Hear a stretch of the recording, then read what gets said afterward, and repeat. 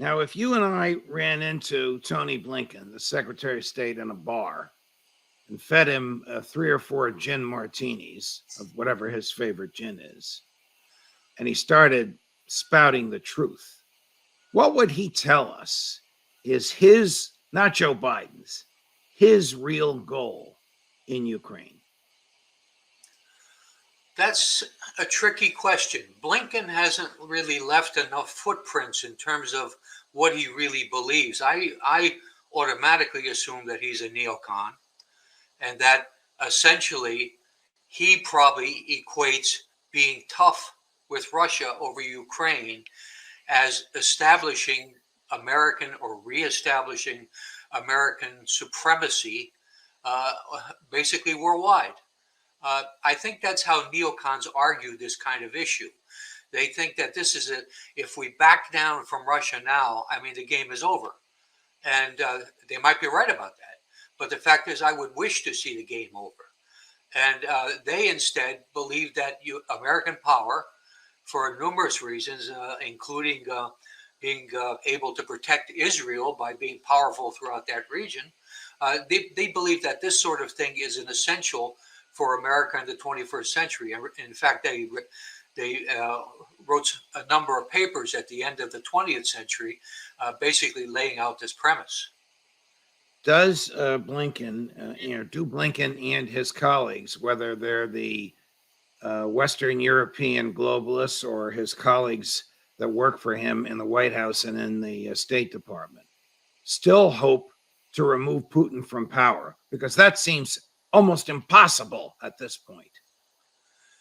Yeah, I think that's kind of a subset. Essentially, they see the game plan for what happened in Ukraine, where essentially they removed a prime minister that was leaning pro-Russian and replaced them with several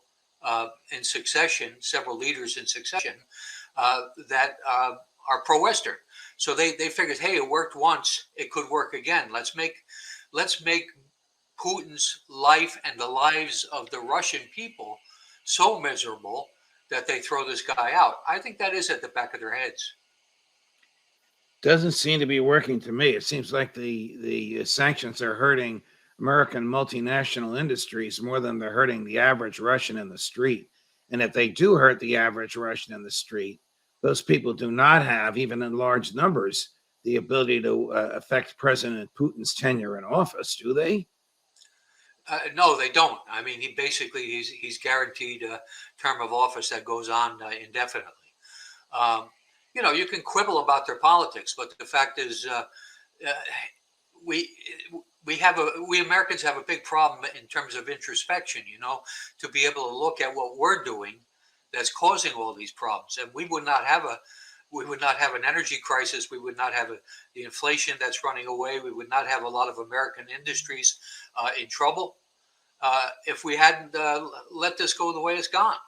What would be going through Joe Biden's mind that he would cause the American people to be subjected to the financial crises called inflation that we're all going through in return for a fruitless, useless, winless war? Well, you summed it up. I can't imagine what could be possibly going through his mind, or even Blinken's, or any of them, in terms of how do you justify this. I wrote an article, I think about 3 weeks ago, where I said, nobody is asking the important questions here. I mean, the important questions are, why are we doing this? What benefit does this give to the American people, which is why we elect the president in the first place? I have an article coming up next week where I'm saying, essentially, nobody voted for Joe Biden in expectation that he would crank up a nuclear war, but yet That's what he's doing. Where do you see this going, Phil?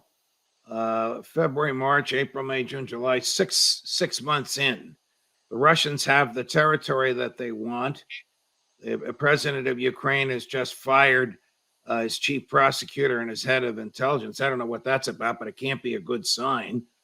And the first team, the Russian first team, is back in Moscow relaxing or preparing for some sort of something, but they're not doing the everyday fighting anymore. Where and how and when does this end? Well, I think most of the people like myself are looking at this situation where we're approaching an end strategy, which is going to be dominated by Russian viewpoints on this. They've won the war, and I think it's Russia has no intention of occupying Kiev or anything else. If they'd wanted to do that, they would have done it already. And uh, there will be some kind of negotiated arrangement that it will attempt to save face both in Ukraine and in Russia, and get the economic sanctions removed so that everybody can get kind of back to normal. The Europeans But are Ukraine would have to be neutral. It would have to be neither pro-West nor pro-Russian, because President Putin could never tolerate an independent, pro-West, EU member, NATO member, Ukraine on his borders with the attitude that the Ukrainian people have towards the Russians today. Couldn't tolerate it. Yeah. I mean, there might be some kind of middle ground, an associate membership in the European Union, which you would combine with being demilitarized, basically. I mean, there are kinds of ways to dance around this, and the dancing should have started at the beginning of this year, and they would have found ways, but that was never on the U.S. agenda. Unfortunately, they made it very clear they were not willing to negotiate national security issues that are perceived by the Russians. So that's how we wound up where we are. But my fear is that this is a situation that if Biden gets even more stupid, this could slip out of control, and you have danger of things like false flag, where someone who is a party in this, maybe some friendly neocon associates, work out some kind of arrangement where they might even want to kill some American soldiers in civilian clothes. There are a lot of ways maybe to make this war, such as it is, escalate, and that's what I'm afraid of. Wow.